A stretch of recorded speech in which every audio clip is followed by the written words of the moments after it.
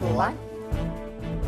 සියලු සමීක්ෂණ වාර්තාවලින් නැවතත් තහවුරු කරන ශ්‍රී ලංකාවේ අංක 1 ප්‍රවෘත්ති ප්‍රකාශය. පැත්තගේ අතත් කියන හිරු මධ්‍යහන ප්‍රවෘත්ති 11:55 සමගින් ඔබ හමු වන මම අනුරුද්ධ රත්නායක. මම ඉෂාරා දේවේන්ද්‍ර. මුලින්ම පුවත් සිරස්තල.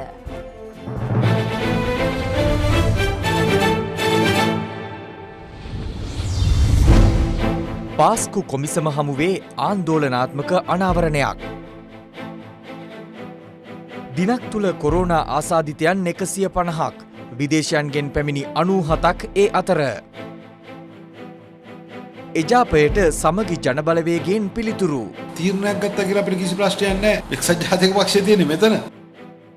වසර 2ක් යනතෙක් වරිපණම් බදු වැඩි නොකිරීමට තීරණයක්. CIA හරහා නිරවුල් වන මුහුදු මහා විහාරයේ ඉඩම් ගැටලුව.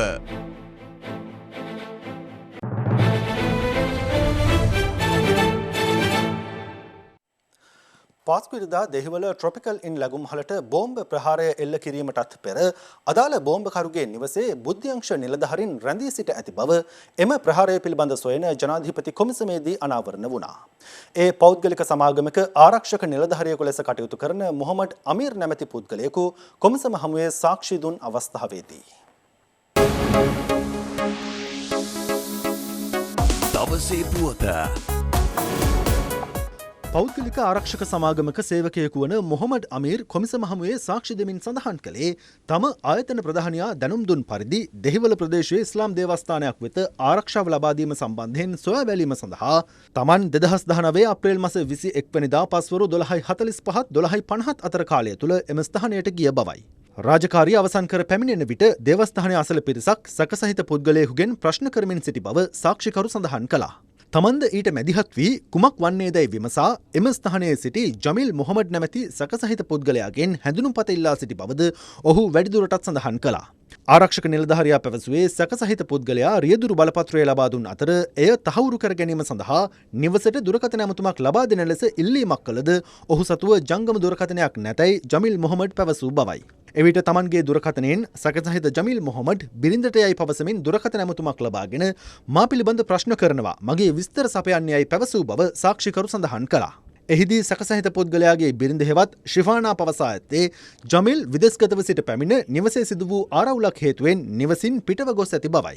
ජමිල් ලබා දුන් තොරතුරු සහ බිරිඳ ලබා දුන් තොරතුරු එකිනෙකට සමාන වූ බැවින් සැකයක් නොමැති නිසා එම පුද්ගලයාට යාමට අවස්ථාව දුන් බව සාක්ෂිකරු පැවසුවා. යලිත් ශිෆානාගේ දුරකථන අංකයෙන්ම පිරිමි පුද්ගලයෙකු අවස්ථා දෙකකදී තමන් අමතා අදාළ පුද්ගලයා රඳවා ගන්නා ලෙස දැනුම් දුන් බවත්, ඒ වන විටත් ඔහු එම ස්ථානයෙන් පිටත්ව මුහුදුබඩ මාර්ගය ඔස්සේ වැල්ලවත්ත දෙසට ගමන් කළ බවට තමන් දැනුම් දුන් බවත් සාක්ෂි ලබා දුන් පෞද්ගලික ආරක්ෂක නිලධාරියා සඳහන් කළා. ඔහු වැඩිදුරටත් පැවසුවේ තමන් රාජකාරිය අවසන් කර නිවසට ගිය පසු පස්වරු 5ට පමණ බුද්ධි නිලධාරීන් තමන් අමතා වැල්ලවත්ත පොලිස් ස්ථානයට පැමිණෙන ලෙස දැනුම් දුන් බවත්, එම අවස්ථාවේ ජමිල්ගේ බිරිඳගේ දුරකථනයෙන් ඇමතුම් ලබා දුන්නේද එම නිලධාරීන් බවට තමන්ට විශ්වාස බවයි. අදාළ නිලධාරීන් සමග තමන් බෝම්බකරු රැඳී සිටි ඉස්ලාම් දේවස්ථානය අසලට ගිය අතරතුර බුද්ධි නිලධාරියාගේ දුරකථනයට ජමිල් මොහමඩ්ගේ රියදුරු බලපත්‍රයේ ඡායාරූපයක් ලැබුණු බව සාක්ෂිකරු සඳහන් කළා. තමා ළඟ තිබූ සැකසහිත පුද්ගලයාගේ රියදුරු බලපත්‍රයේ ඡායාරූපය එම ඡායාරූපය හා සැසඳීමේදී සමාන වූ අතර වැඩේ ඉවරයි යනුවෙන් පවසා බුද්ධි නිලධාරීන් එම ස්ථානයෙන් පිටව ගිය බවද සාක්ෂිකරු පැවසුවා. අනතුරුව ජනාධිපති කොමිසම ප්‍රශ්න කළේ ජමිල් මොහමඩ්ගේ බිරිඳගේ දුරකථනයෙන් ඇමතු පළමු අවස්ථාවේදීම බුද්ධි නිලධාරීන් තම අනන්‍යතාව හෙළි කළේ නම් ජමිල් මොහමඩ් නැමැති ට්‍රොපිකල් ඉන් බෝම්බකරු අල්ලා ගැනීමට හැකියාව තිබුණේද යන්නයි. තම උපරිමයෙන් එය සිදු කිරීමට හැකියාව තිබූ බව සාක්ෂිකරු සඳහන් කළා. දවසේ පුවත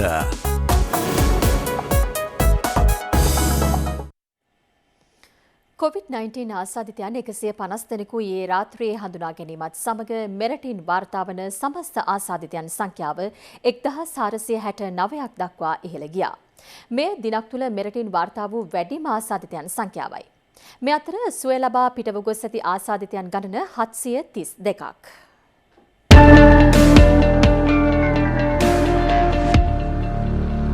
ඊයේ වාර්තා වූ COVID-19 ආසාදිතයින් 97 දෙනෙකු විදේශයන්හි සිට මෙරටට පැමිණි නිරෝධායන මධ්‍යස්ථානවලට යොමු කර සිටි පිරිසක්.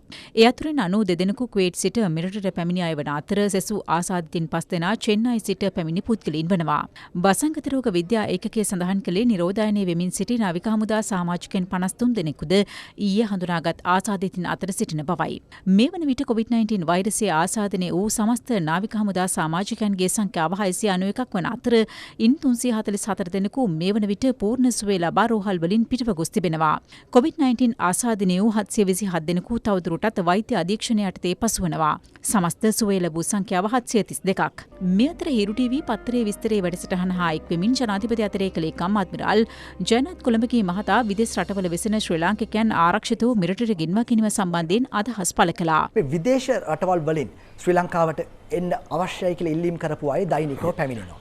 දැන් මේ අයගේ හරහා රෝගය ව්‍යාප්ත වෙයිද කියන ප්‍රශ්නය පිළිබඳව සැකයක් බයක් ඇති වෙලා තියෙනවා. මොකද්ද මේ අය ගෙනීමේ දැන් වර්තමාන තත්ත්වයේ අතිරේක ලේකම්තුමා? දැන් මෙතනදී අපිට තියෙන ලොකුම අභියෝගය තමයි පිටරටින් පැමිණෙන ශ්‍රී ලාංකික වැසියන්ගෙන් ශ්‍රී ලාංකිකයෙක්ට මේ වසංගතය බෝ වෙන්නට ඉඩ තියන්නේ නැතුව ඉන්න එක. ඉතින් ඒක නිසා තමයි අපි මේ නිරෝධායන මධ්‍යස්ථාන වලට ඔවුන්ව යොමු කරලා ඔවුන්ව වෙනමම බලාගන්නේ. අත වශයෙන්ම අපිට දැනගන්න ලැබිලා තියෙනවා මැද පෙරදිග ඉන්න අයගෙන් 140ක් පමණ ශ්‍රී ලාංකිකයන් ඉන්නේ නීති විරෝධීව කියලා. කුවේට් රාජ්‍යයේ තුනේ ඔවුන් පොදු සමා කාලයක් ලබා දුන්නා. එසේ නීති විරෝධීව එම රටේ රැඳී සිටින ශ්‍රී ලාංකිකයන්ට බාර වෙලා නීත්‍යානුකූලව එම රටෙන් පිටත් වෙන්නට කියලා. නමුත් මොවුන් මේ රටට පැමිණීමට පෙර කිසිම පරීක්ෂණයකට භාජනය කර නැහැ. ඉදිරියේදී අපි ඉල්ලා සිටින්න ඕනේ යම්කිසි කෙනෙක් ශ්‍රී ලංකාවට පැමිණෙනවා නම් ඔවුන්ව PCR පරීක්ෂණයකට ලක්කොට එහි ප්‍රතිඵල මත ලංකාවට එවන්න කියලා. මොකද අපේ රට අවදානමකට ලක් වෙන්න දෙන්න බෑ. අපි දිගටම මේ කාර්යය කරගෙන යා යුතුයි. නමුත් අපේ සෞඛ්‍ය දෙපාර්තමේන්තුවට අධික බරක් නොදී ක්‍රමක්‍රමයෙන් අපි දැන් සමහර වෙලාවට දිනපතාම වගේ ගුවන් යානයකින් මේ අය ගෙන්න ගැනීමට කටයුතු කරා. නමුත් ඉදිරි කෙටි කාලයක් තුළ දවසක් එහෙම නැත්නම් දවස් දෙකකට සැරයක් ගුවන් යානයක් ගේමට කටයුතු කිරීමට සූදානම්ව ඉන්නවා. මේ අතර COVID-19 තත්ත්වය වළක්වමින් පොදු මහජන සහ වෘත්තීය ක්‍රියාකාරකම් සිදු කළ යුතු ආකාරය පිළිබඳ දැක්වෙන උපදෙස් මාලාවක් නව ජීවන රටාවක් උදෙසා මෙන් සෞඛ්‍ය සේවා අධ්‍යක්ෂ ජෙනරාල්වරයා විසින් නිකුත් කළා. කුලීරත භාවිතයේ සම්මන්ත්‍රණ සහ වැඩමුළු පැවැත්වීම, උපකාරක පන්ති, මංගල උත්සව, කර්මාන්ත, සුපිරිවෙළඳ සෙල්, අවන්හල හා රෙදි පිළිසාප්පු, සංචාරක හෝටල් ආදී අංශ 46ක් එම මාර්ගෝපදේශ මගින් ආවරණය කර තිබෙනවා. මෙම මාර්ගෝපදේශයන් සම්බන්ධව කටයුතු කිරීම නීතිමය අවශ්‍යතාවක් බැවින් සියලු අවස්ථාවලදී ඒ අනුව පමණක් කටයුතු කරන ලෙස සෞඛ්‍ය සේවා අධ්‍යක්ෂ ජෙනරාල්වරයා මහජනතාවගෙන් ඉල්ලා සිටිනවා.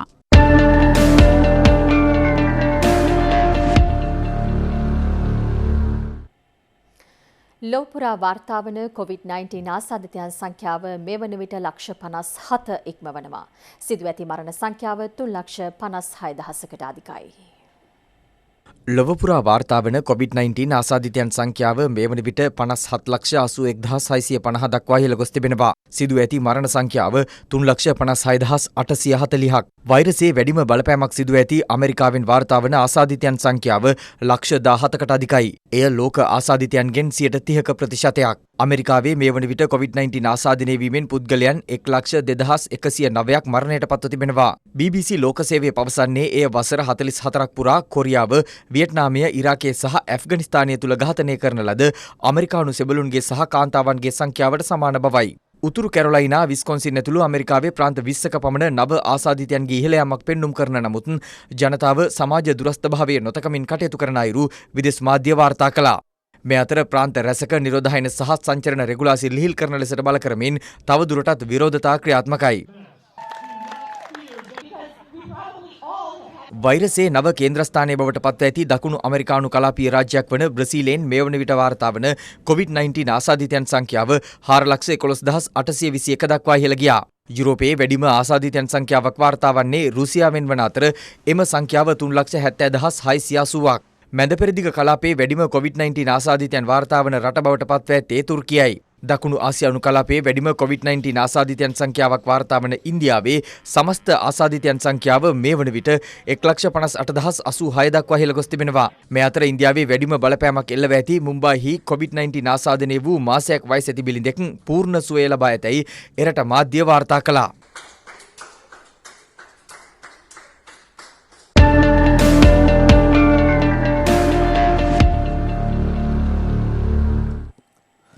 පක්ෂ සමාජිකත්වය අත්හිටුවීමට හෝ තනතුරු වලින් ඉවත් කිරීමට එක්සත් ජාතික පක්ෂ මහලේකම්වරයාට බලයක් නැතැයි සමගි ජනබලවේගයේ මහලේකම් හිටපු පාර්ලිමේන්තු මන්ත්‍රී රංජිත් මද්දුම බණ්ඩාර මහතා පවසනවා. තමන් ඇතුළු නියෝජිතින් 100කට ආසන්න පිරිසකගේ පක්ෂ සමාජිකත්වය අත්හිටුවීමට එක්සත් ජාතික පක්ෂය ගෙන ඇති තීරණයට පිළිතුරු දක්වමින් ඔහු මේ බව සඳහන් කළා. සමගි ජනබලවේගයෙන් නාම යෝජනා ලබා ගැනීම හේතුවෙන් 100කට ආසන්න නියෝජිතයන් පිරිසකගේ පක්ෂ සමාජිකත්ව හා තනතුරු වහාම ක්‍රියාත්මක වන පරිදි අත්හිටුවීමට එක්සත් ජාතික පක්ෂය තීරණය කර ඇති අතර ඊට අදාළ ලිපි මේ වන විට එම නියෝජිතයන් වෙත යොමු කර තිබෙනවා. හිටපු විපක්ෂ නායක සජිත් ප්‍රේමදාස මහතා මෙන්ම පක්ෂ ජ්‍යෙෂ්ඨීන් හා ක්‍රියාකාරීන් රැසක් ඊට ඇතුළත්. අදාළ සමාජිකයන්ට එක්සත් ජාතික පක්ෂ නායක රනිල් වික්‍රමසිංහ මහතා යොමු කළ ලිපියේ දක්වා ඇත්තේ නිදහසට කරුණු දැක්වීමක් සිදු කිරීමට ඇතනම් ලිපිය ලැබී දින 7ක් තුළ පක්ෂ මහලේකම්වරයා වෙත අදාළ කරුණු දැක්වීම සිදු කරන ලෙසයි. එමෙන්ම එක්සත් ජාතික පක්ෂ නීති ලේකම් ජනාධිපති නීතිඥ නිශංක නානායක්කර මහතා සඳහන් කළේ මේ සම්බන්ධයෙන් වන අවසන් තීරණය එළඹෙන කෘත්‍යාධිකාරී මණ්ඩල රැස්වීමේදී ගැනීමට නියමිත බවයි. තාම අපිට එහෙම කිසිම ලිපියක් ලැබිලවත් කිසිම දැනුම් දීමක්වත් කළා නැහැ. පිහිටවන සන්දානයේ නායකයා ලෙස සජිත් ප්‍රේමදාස මැතිතුමත් අගමැති අපේක්ෂක සජිත් ප්‍රේමදාස මැතිතුමත් එතුමාට මොන කෙනෙක් ලේකම් කරන්නත් එක්සත් ජාතික පක්ෂ කෘත්‍යාධිකාරී මණ්ඩලයේ තීන්දුව කරා. ඒ සියල්ල අනුමත කරා. අතල සුළු පිරිසක් එක්සත් ජාතික පක්ෂයේ නමත් බෝඩ් එකත් අලියත් විතරත් අයිති කරගෙන ඉන්නවා. අපි දන්නවා පහුගිය අවුරුදු 26ක් එක්සත් ජාතික පක්ෂයේ මේ නායකත්වය යටතේ අපිට රටේ නායකත්වය පත් කරන්න බැරි වුණා. ඒ අවුරුදු 26ම කරේ එක්සත් ජාතික පක්ෂයට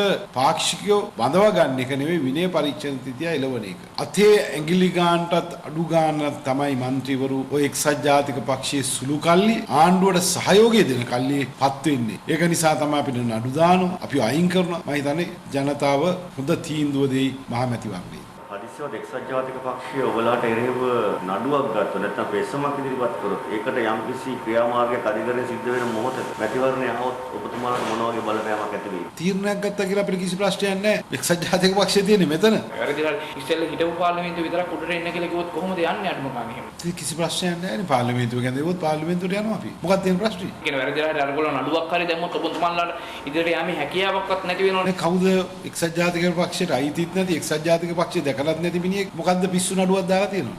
ඒ කවුද? කවුද දන්නේ මම නම්වත් දන්නේ නැහැ. වරිපනම් බදු වසර 2ක් යනතුරු වැඩි නොකර ඒ ආකාරයෙන්ම පවත්වාගෙන යාමට පළාත් පාලන ආයතනවලට උපදෙස් ලබා දී ඇති බව සම කැබිනට් ප්‍රකාශක අමාත්‍ය ආචාර්ය බඳුරු ගුණවර්ධන මහතා පවසනවා. අමාත්‍යවරයා මේ බව ප්‍රකාශ කළේ අද පෙරවරුවේ පැවති කැබිනට් තීරණ දැනුම් දීමේ ප්‍රවෘත්ති සාකච්ඡාවට එක් වෙමින්. ඉදිරිසිංහ සමූහ ව්‍යාපාරයේ වෙනත් මූල්‍ය ආයතනවල මුදල් තැන්පත් කරලා පීඩාවට පත්වෙච්ච ජනතාව පිළිබඳ වාර්තාවක් ශ්‍රී ලංකා මහ බැංකුව විසින් ඊයේ කැබිනට් මණ්ඩලයට ඉදිරිපත් කරලා තිබුණා. ඉදිරිසිංහ සමූහ ව්‍යාපාරයේ සහ වෙනත් මූල්‍ය සමාගම් වල තැන්පත්කරුවන් මේ වන විට මේ ආයතන සමග අධිකරණමය ක්‍රියාමාර්ගයට ගොස් තිබෙන නිසා අධිකරණමය ක්‍රියාමාර්ග අවසන් වෙන තෙක් කිසිදු සහනයක් ලබා දීම සඳහා නොහැකියාව පිළිබඳ දන්වලා තිබුණා. නමුත් තැන්පත්කරුවන්ට කිසියම් ආකාරයක හෝ සහනයක් සලසා දීම සඳහා ගත හැකි ක්‍රියාමාර්ගයක් තියෙනවද කියලා අපි ලබන සතියේදී සාකච්ඡා කරන්නට බලාපොරොත්තු වෙනවා. ක්වයිට් රාජ්‍යයේ ගෙන්වාගත් පිරිස විශාල වශයෙන් ආසාදිතයන් බවට පත්වීම නිසා අපි අනපේක්ෂිත ආකාරයට සෞඛ්‍ය අංශ ආරක්ෂක අංශ අර්බුදයක් නිර්මාණය වෙලා තියෙනවා අපේ රට ඇතුලේ. අපි හිතන තරම් සරල ලෙස මේ ක්‍රියාවලිය කරන්න බෑ. නිරෝධායනය නොකර ඇතුළට ගන්නත් බෑ. නිරෝධායනය කිරීම සඳහා ස්ථාන එලෙසින් වර්ධනය කිරීමත් අපි හිතන තරම් පහසු නෑ. විවිධ පාර්ශ්ව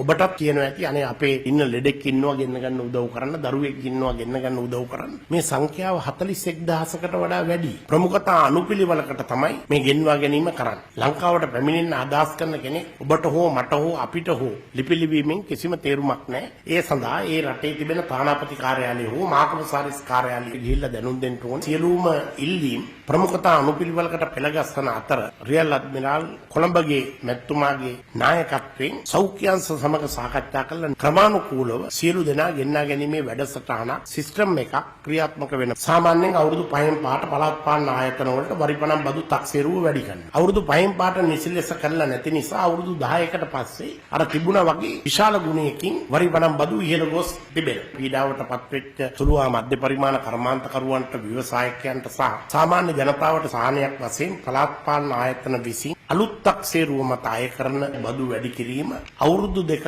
කාල පරිච්ඡේදයකට නවතන්නට අවශ්‍ය විධිවිධාන යොදන්නට කියලා ආණ්ඩුකාරවරුන්ට බලය පවරා තියෙනවා. මහවැලි කෘෂිකර්ම සහ වාරිමාර්ග අමාත්‍යතුමා හැටියට කරු චමල් රාජපක්ෂ මැතිතුමන් විසින් මෙරටේ දේශීය කිරිකර්මාන්තය ශක්තිමත් කිරීම පිණිස ඉදිරිපත් කරන ලද කැබිනට් පත්‍රිකාවකට අනුමැතිය ලැබිලා තිබෙනවා. ඒ යටතේදී මෙරටට කිරි ගවයින් 2500ක් ආනයනය කරන්නටත් ඉදිරි කාලය තුළදී ඕස්ට්‍රේලියාවෙන් අවශ්‍ය කැබිනට් අනුමැතිය ලැබිලා තිබෙනවා.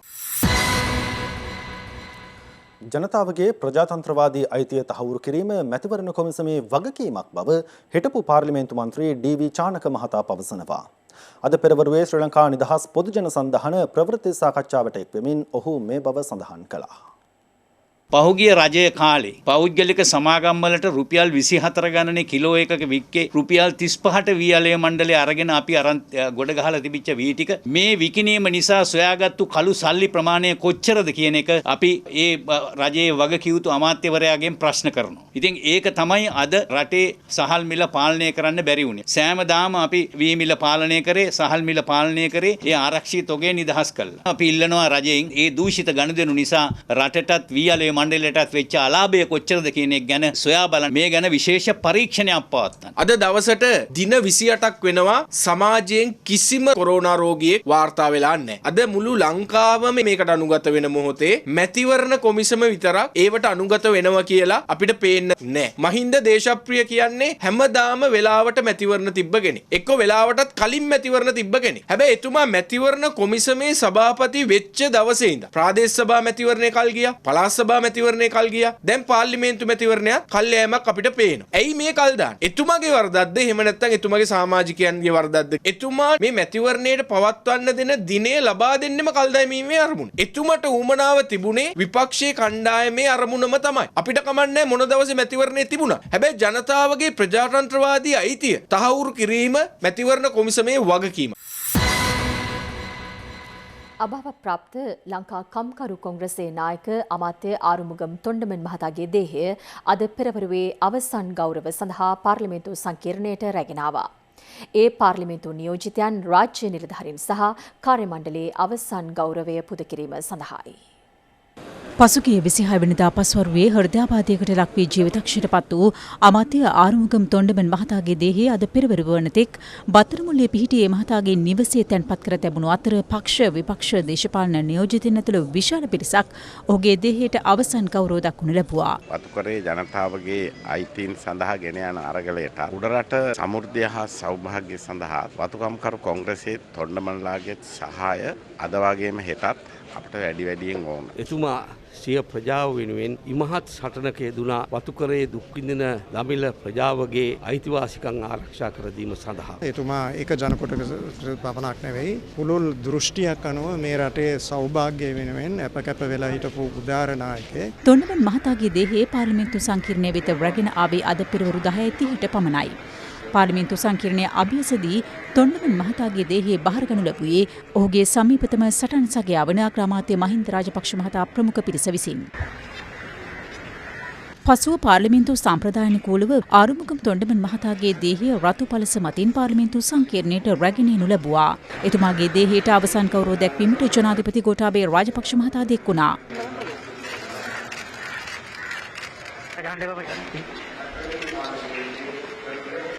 අග්‍රාමාත්‍ය මහින්ද රාජපක්ෂ හිටපු කතානායක කරු ජයසූරිය පාර්ලිමේන්තුවේ හිටපු මැති ඇමතිවරුන්ද සිය දීර්ඝකාලීන දේශපාලන සගයාට මෙහිදී අවසන් ගෞරවය පුද කළා. ආරුමුගම් තොණ්ඩමන් මහතාගේ දේහය පිළිබඳ අවසන් කටයුතු රාජ්‍ය අනුග්‍රහය සහිතව ලබන 31 වනදා හැටන් නෝවුඩ් ක්‍රීඩාංගණයේදී සිදු කිරීමට නියමිතයි.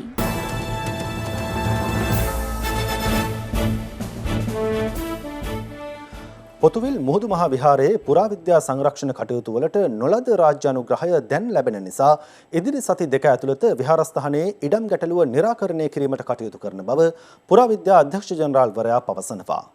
විහාරස්ථානයේ සීමා මායිම් ලකුණු කිරීම සඳහා මිනුම් කටයුතු ආරම්භ කරන බවයි බුද්ධ ශාසන සංස්කෘතික හා ආගමික කටයුතු අමාත්‍යාංශයේ අතිරේක ලේකම් GA විජිත නන්දකුමාර මහතා පැවසුවේ.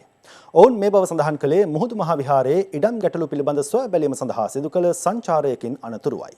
හිරු CIA හරහා මුහුදු මහා විහාරයේ ඉඩම් ආක්‍රමණය හෙළි කිරීමත් සමග ජනාධිපතිවරයාගේ සහ අගමැතිවරයාගේ අවධානය ඒ පිළිබඳ කඩිනමින් යොමුව තිබුණා.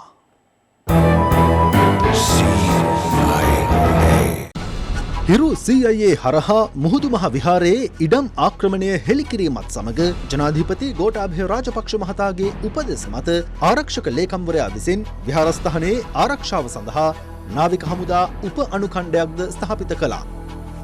ඊයේ පස්වරුවේ පුරාවිද්‍යා අධ්‍යක්ෂ ජනරාල්වරයා, දිසාපතිවරයා, මිනින්දෝරු දෙපාර්තමේන්තු නිලධාරීන් ඇතුළු රාජ්‍ය නිලධාරීන් පිරිසක් මුහුදු මහ විහාරයේ වෙත පැමිණියා. මේක විහාර සංකීර්ණයක් ගරු අධ්‍යක්ෂකතුමනි. ඒ නිසා මම අරගල කරා. මම විශේෂයෙන්ම සිහිපත් කරන්න ඕනේ මේ හිරු මාධ්‍ය ජාලයට. නැත්නම් ඇස්සරෙන්නේ නැහනේ. එන්නෝනේ එලාවල නායකවරු මට මේ හැම වෙලාවෙම කතා කරනවා. පුරාවිද්‍යා අක්කර 72 අරගෙන ඒ අක්කර 72 රිසිවර්ෂන් එකත් මේ වෙලාවෙත් දාගන්න එකපාරට මේ මැච් එක ගහන්න ආයෙ දෙපාරක් තුන් පාරක් ගහන්න තියන්න එපා මේ මැච් එක කියලා. එකපාරට මේක අයින් කරන්න බැරි වි. සමහරවිට අක්කර 30 පළවෙනි අධීරයෙන් ඉවත් කරන්න. හැබැයි අක්කර 72ම මයින්ඩ් ඕන. කාටවත් මේකේ අසාධාරණයක් වෙන්න බෑ. දැන් මේ වෙනකොට මුස්ලිම් අය ලියුමක් අස්සම් කරමින් ඉන්නවා. ආද අතිගරු ජනාධිපතිතුමාට දෙන්න අපි මෙතනින් යන්න. එයාලා ඒතකොට වැරද්ද කරලා තියෙනවා, වැරද්ද බාරගෙනත් තියෙනවා.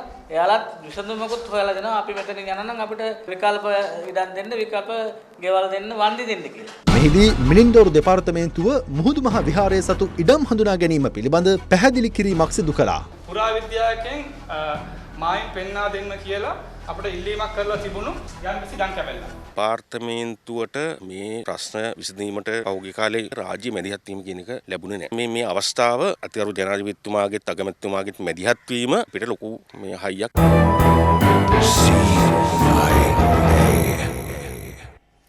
අනුරාධපුර ශික්ෂණ රෝහලේ සායනික අපද්‍රව්‍ය අක්‍රමවත් ලෙස බැහැර කිරීම හේතුවෙන් රෝහල අවට සිටින ජනතාව දැඩි අසීරුතාවකට ලක්ව තිබෙනවා. ප්‍රදේශවාසීන් චෝදනා කරන්නේ අපද්‍රව්‍ය බැහැර නොකරන ලෙස රෝහලේ ප්‍රධාන සෞඛ්‍ය පරීක්ෂකවරයා පවසා සිටියද රෝහලේ පවිත්‍රතා අංශය එය නොතකා කටයුතු කරන බවයි. මේ උතුරුමැද පළාතේ විශාලතම රෝහල වන අනුරාධපුර ශික්ෂණ රෝහලේ අවට තත්වයයි. රෝහලේ සායනික අපද්‍රව්‍ය බැහැර කෙරෙන්නේ රෝහල අවට පරිසරයටයි. මේ හේතුවෙන් රෝහල අවට ජීවත් වන ජනතාව සෞඛ්‍ය ගැටලු රසකට මුහුණ පා සිටිනවා.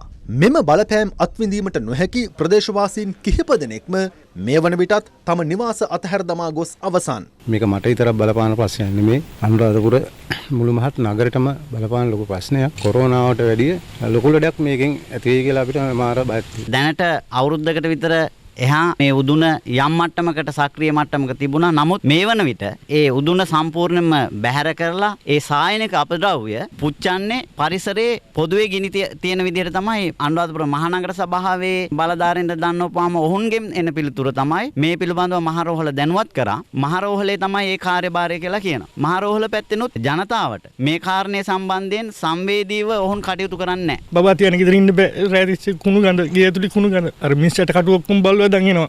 ඉඳුල්ල දාන්නේ කඩු ගෙනල්ලා බල්ලෝ ගෙනල්ලා. බැරි මෙතන තමයි මගේ ගෙදරින් ගියේ යන්නේ. තනිකර පුච්චන්නේ ටෙටෝලින් කපන මස් තරම් මනම් කැලි පුච්චන්නේ එකට තියාගෙන ඉන්න බැරි හින්දා.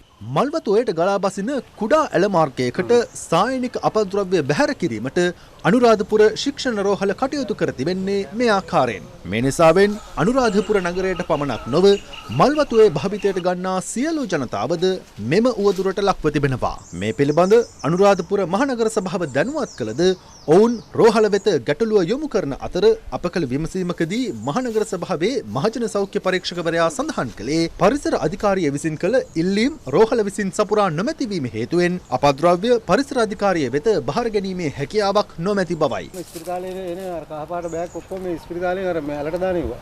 ඇවිල්ලා පොඩ්ඩක් දාලා මේ ස්වභාවය වෙන නෙමෙයි මේක අපාය වෙනවා. අපද්‍රව්‍ය බැහැර කිරීමේ නිසි ක්‍රමවේදයක් තිබියදී ජනතාව පීඩාවට පත්වන අයුරින් අනුරාධපුර ශික්ෂණ රෝහලේ කාර්ය මණ්ඩලය මෙලෙස කටයුතු කරන්නේ මන්ද? රෝහල් කාර්ය මණ්ඩලයේ මෙම අවිධිමත් ක්‍රියාවලිය පිළිබඳ බලධාරීන්ගේ ඇස් ඇරෙන්නේ කවදාද? හපුතලේ හල්දුම්මුල්ල නගරයට ඉහළින් ඇති කඳුයායේ ඉදිවන අනවසර නාන තටාකයක් හේතුවෙන් කඳුයායට පහළින් ජීවත් වන ජනතාව දැඩි ජීවිත අවදානමකට ලක්ව ඇති බව හිරු රතු මිනිත්තුවට වාර්තා වුණා. අද රතු මිනිත්තුව වෙන්වන්නේ එම ගැටලුව පිළිබඳවයි. රතු මිනිත්තුව ඇස් ඇරෙන්නට හපුතලේ හල්දුම්මුල්ල නිඩ්වුඩ් වතුයාය නායාමේ අවධානමකට ලක්ව ඇති බවට බොහෝ විද්‍යා සමීක්ෂණ සහ පතල් කාර්යාංශය නම් කරනු ලැබුවේ 1966 වසරේදී. ඒ අනුව ඊට පහළින් නැති හල්දුම්මුල්ල නගරය මේ වන විටත් පවතින්නේ දැඩි අවධානම් තත්වයකයි. කෙසේ වෙතත් නගරයේ නිවාස විශාල සංඛ්‍යාවක් මේ වන විටත් නායාමේ තර්ජනයකට ලක්ව තිබියදී ඊට ඉහළින් නැති කඳුයායේ අවධානම් අනවසර ඉදිකිරීමක් සිදුවන බවට ප්‍රදේශවාසීන් චෝදනා නගනවා. චීම්පුලිය ගහනවා කියන්නේ මේ සම්පූර්ණ ටවුන් එකම යට වෙනවා. නගරය විතර නෙවෙයි මේ ගමම නායෑමට ලක් වෙච්ච ගමක්. වෙහි කාලට මේ ගල් යනවා. දැන් පෙරහෙදත් මේ වෙලාවේ ගලක් පහළට ඇවිල්ලා මග නැවතුණා. හිරු රතු මිනිත්තුවට වාර්තා වුණේ පුද්ගලික වතු සමාගමකට අයත් ඉඩමක ස්වභාවික දියපහරක් හරස් කරමින් මෙම අනවසර නාන තටාකය ප්‍රමිතියෙන් තොරව ඉදිවන බවටයි. මේ ටවුන් එක අයින් කරන්න කියලා ටවුන් එක කන්ඩම් කරලා මෙතන බෝඩ් එකක් ගහලා තිබුණා. බෝඩ් එක ගලවලා. මේක ඩේන්ජර් නගරයක්. මේකට අල්දුමුල්ල ප්‍රාදේශ සභාවෙන් අවසරයක් අරගෙනත් නැහැ. ගෝජන සේවා මධ්‍යස්ථානයෙන් අවසරයකුත් අරන් නැහැ. ජනතාව චෝදනා කරන්නේ මෙම අවධානම පිළිබඳ හල්දුම්මුල්ල ප්‍රාදේශීය සභාවේ සභාපතිවරයාට අවස්ථා කිහිපයකදීම දැනුවත් කළද ඉන් කිසිදු පළක් වී නොමැති බවයි. සභාපති දිගින් දිගටම ප්‍රතික්ෂේප කරා මේ ස්ථානය නැරඹීමටවත් නොහැකි බව. ස්විමින් පූල් එක ඉදි කර යම්කිසි වෙලාවකදී මේ නගරයම එක මොහොතකින් යට වෙන්න ඉඩ තියෙනවා.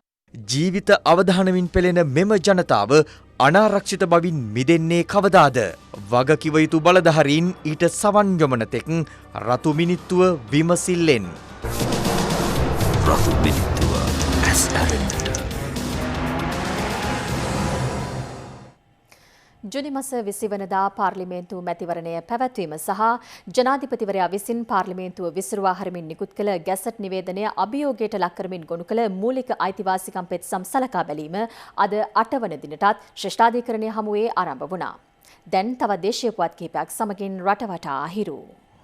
රටවටා හිරු. එක්සත් ජාතික පක්ෂ හිටපු පාර්ලිමේන්තු මන්ත්‍රී කවින්ද ජයවර්ධන මහතා සම්බන්ධයෙන් සමාජ මාධ්‍යජාල මගින් සංසරණය වන අසර්ප්‍ය වීඩියෝ පටයක් පිළිබඳ ප්‍රකාශයක් ලබා දීම සඳහා එම පක්ෂයේ හිටපු පාර්ලිමේන්තු මන්ත්‍රී හරින් ප්‍රනාන්දු මහතා අද කොළඹ අපරාධ පරීක්ෂණ කොට්ටාසයට කැඳවා තිබෙනවා. බණ්ඩාරගම අටලුගමදී ප්‍රවෘත්ති ආවරණ කටයුත්තක් සඳහා ගිය ප්‍රාදේශීය මාධ්‍යවේදී බිමල් ශ්‍යාමන් මහතාට එම ප්‍රදේශීය පිරිසක් බාධා කිරීමේ සිද්ධියට විරෝධය පළ කරමින් මාධ්‍යවේදීන් ඇතුළු පිරිසක් අද බණ්ඩාරගම නගරයේදී උද්ඝෝෂණයක නිරත වුණා. විශේෂයෙන්ම අද ප්‍රාදේශීය මාධ්‍යවේදියාට තමන්ගේ රස්සාව කරගන්න බැරි තත්ත්වයක් උදා වෙලා තියෙනවා. තොරතුරු වාර්තා කිරීමට ගියාම ඔහුට සිද්ධ වෙන්නේ තමන්ගේ යන වාහනයට තඩි ගහ ගන්න, නැත්නම් මාධ්‍යවේදියාගේ කන පලා ගන්න. මේක බරපතල ප්‍රශ්නයක්. ආරච්චිකට්ටුව මුතුපන්තියේ දූපත ඉතා දරුණු ලෙස මුහුදු කාදනය වන්නට පටන්ගෙන ඇති අතර තත්ත්වය පාලනය කිරීම සඳහා බෙරළ සංරක්ෂණ දෙපාර්තමේන්තුව විසින් කළුගල් වැටියක්ද යොදා තිබුණද එම කළුගල් වැටියට උතුරින් නැති වෙරළ මේ වන විට කාදනය වෙමින් පවතින්නේ මේ අයුරින්.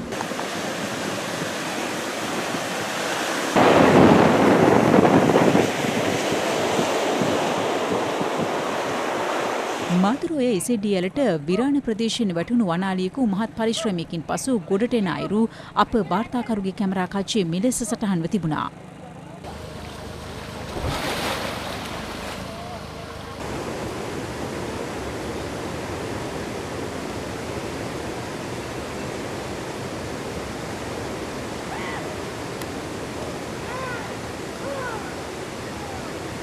රටවටා හිරු.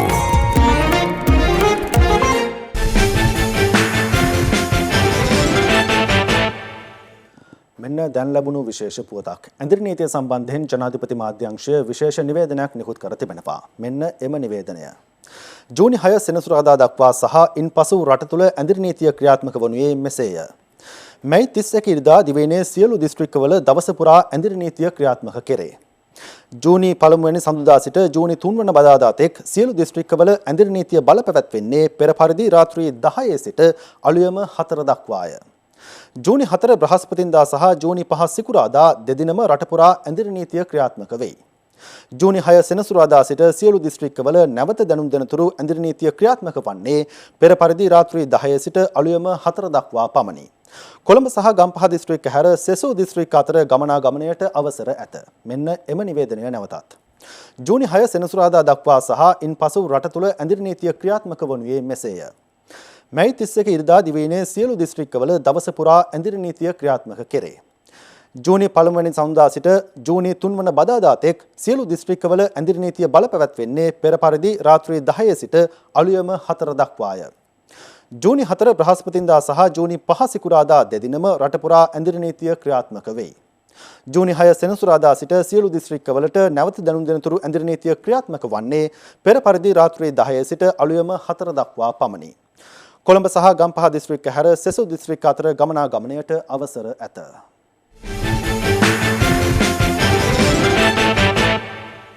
දැන් අද දවසේ විනිමය අනුපාත පිළිබඳව විමසා බලමු.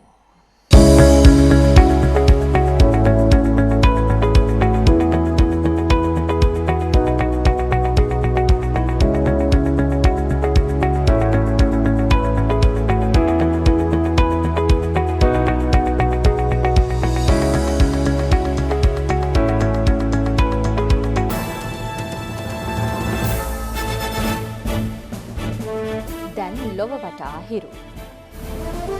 ලොව වටා හිරු. ඉන්දියාවේ ප්‍රාන්ත රැසක කාන්තාර බලගැටියන් සීග්‍රයෙන් පැතිර යාමක් වාර්තා වනවා. ඉන්දිය මාධ්‍ය වාර්තා කළේ මේ හේතුවෙන් වගාබිම් හෙක්ටයාර 35000කට බලපෑම් එල්ල වී ඇති බවයි.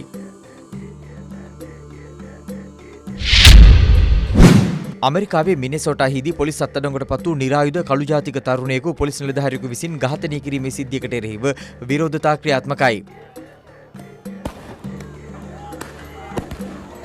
මීට දින කිහිපයකට පෙර මෙම ඝාතනය සිදුව ඇති අතර මියගිය පුද්ගලයාගේ ගෙල සුදු ජාතික පොලිස් නිලධාරියෙකු පාදයෙන් සිර කරගෙන සිටින වීඩියෝ දර්ශනද විදෙස් මාධ්‍ය වාර්තා කළා.